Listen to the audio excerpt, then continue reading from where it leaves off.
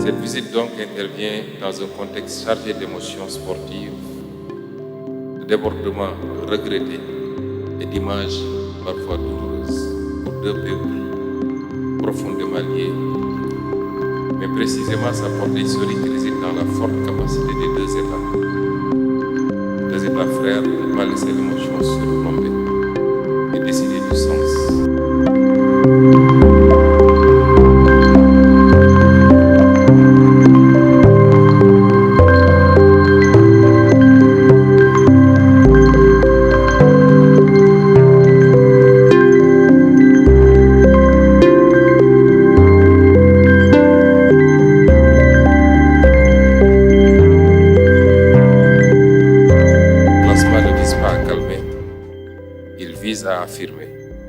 À réaffirmer que le sport n'a pas divisé deux peuples.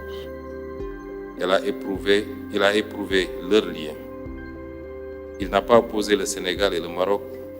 Il a mis à l'épreuve l'intensité de deux passions nationales dans un espace commun. Les dérapages observés ici ou là ne doivent être ni niés ni dramatisés. Ils doivent être requalifiés comme des excès émotionnels produits par la ferveur et non comme des fractures politiques ou culturelles. Car le sport, si passionnant et si passionné soit-il, est trop fluide à résumer les relations entre les deux nations, comme vous l'avez rappelé tantôt, Monsieur le Premier ministre, et entre les deux États. Relations faites de l'ancienneté des liens humains, spirituels, économiques et culturels, que vous avez rappelé tantôt. De la circulation historique des personnes, des savoirs, des confréries, des étudiants, des entrepreneurs, de la confiance politique bâtie dans la durée, au-delà des alternances et des conjonctures. Un lien entre État et peuple qui survit aux événements parce qu'il est enraciné dans l'histoire partagée. Ce voyage donc, Excellence Monsieur le Premier ministre, sous le sceau de la 15e session de la commission mixte, n'est pas un voyage d'apaisement. Est-ce d'ailleurs réellement nécessaire si l'amitié sénégalo-marocaine est ce qu'il se dit? C'est un voyage de confirmation, de dépassement et de refondation du lien à la hauteur de deux nations qui se respectent, se reconnaissent et se projettent ensemble. Plus que de clore un incident, nos travaux doivent sceller un avenir commun et réaffirmer que l'amitié sénégalo-marocaine est plus forte que les émotions, que deux peuples frères peuvent traverser l'intensité sans se diviser, que leur avenir commun est appelé à être plus dense, plus structuré et plus ambitieux.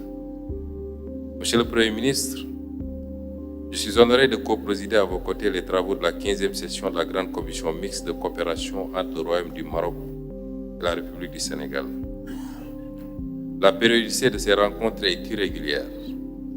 Mais quand nous avons l'occasion de nous retrouver, d'aller à l'essentiel, cela s'avère toujours profitable pour nos deux pays. Il est heureux que cette grande commission se tienne sous la coprésidence des chefs de gouvernement des deux pays.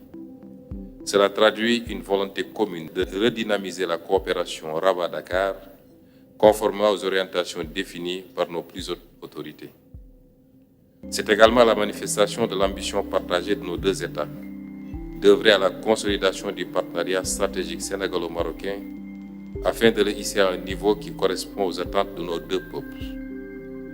Qu'il y ait une volonté commune d'intensifier et de diversifier la coopération bilatérale, cela n'est pas contestable.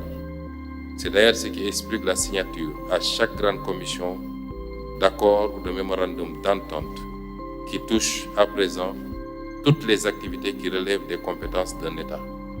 Ils sont rares les secteurs dans lesquels nous n'avons pas de convention. Monsieur le Premier ministre, à l'occasion de cette grande commission, le cadre juridique de notre coopération, riche déjà de plus de 130 accords, va s'élargir avec la signature de nouveaux instruments juridiques. Ces ententes couvrent pratiquement tous les secteurs clés de développement. Elles s'inscrivent également dans le cadre des axes prioritaires des référentiels de nos politiques publiques. Le Sénégal s'est doté d'un ambitieux programme de développement, l'Agenda national de transformation Sénégal 2050. qui constitue notre feuille de route pour les 25 prochaines années. Ce programme a pour objectif de promouvoir un développement endogène et durable. Il repose sur 4 axes stratégiques que sont une économie compétitive, un capital humain de qualité et l'équité sociale, l'aménagement et le développement durable, et enfin la bonne gouvernance et l'engagement africain. Il ne s'agit pas seulement de développement économique, il est aussi question de transformation sociale profonde dont la finalité est de renforcer la cohésion nationale, de réduire les inégalités, de donner à chaque Sénégalais des raisons d'espérer pour lui et pour ses proches une amélioration de ses conditions d'existence. Une telle politique a ses exigences et des implications parfois inattendues. Mais nous ne sommes pas seuls sur ce terrain, nous en sommes conscients. Certains de pouvoir compter sur des partenaires de toujours et de tous les jours, comme le Royaume du Maroc, pour réaliser cet ambitieux agenda. Le développement, c'est un processus qui requiert des options fortes, une solidarité sans faille, une coopération construite à partir de communautés d'intérêt et finalement d'une humanité qui confère un sens à tout ce que nous faisons. Monsieur le chef du gouvernement, mesdames et messieurs les ministres, notre coopération économique et commerciale est très dynamique. Mais nous pouvons faire mieux, et même beaucoup mieux. Faire mieux, c'est également travailler à plus d'équité dans les relations commerciales. Les déséquilibres notés dans les différents domaines de coopération sont préjudiciables sur le long terme à la qualité de nos échanges. Et indépendamment de toute recherche de responsabilité, nous devons discuter des causes de ces distorsions et envisager ensemble les solutions pouvant les traiter. Je sais que vous en êtes conscients.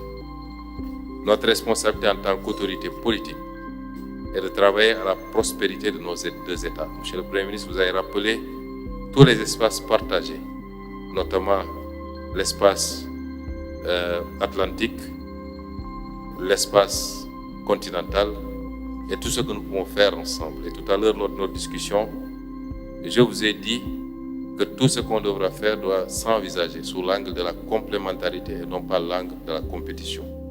Plus l'espace de la complémentarité sera importante et plus on réduira l'espace de la compétition, mieux nos coopérations se porteront et plus le gain sera partagé entre nos deux nations, nos deux peuples amis. Je souhaiterais par rapport à cet aspect saluer la contribution positive au développement du Sénégal des entreprises marocaines opérant dans les secteurs des banques, des assurances, de l'agroalimentaire, des bâtiments, des travaux publics, des mines, de l'industrie pharmaceutique, de l'énergie, et j'en passe. Elles font partie du tissu économique du Sénégal, bénéficiant d'un égal accès que les entreprises sénégalaises à la commande publique, sont assujetties aux mêmes règles et bénéficient des mêmes avantages. Le Sénégal est un marché ouvert pour ces entreprises.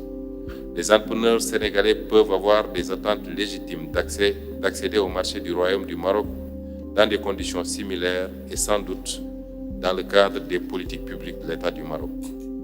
Le forum économique que nous tiendrons demain à Casablanca nous offrira le cadre idoine pour échanger autour de ces enjeux.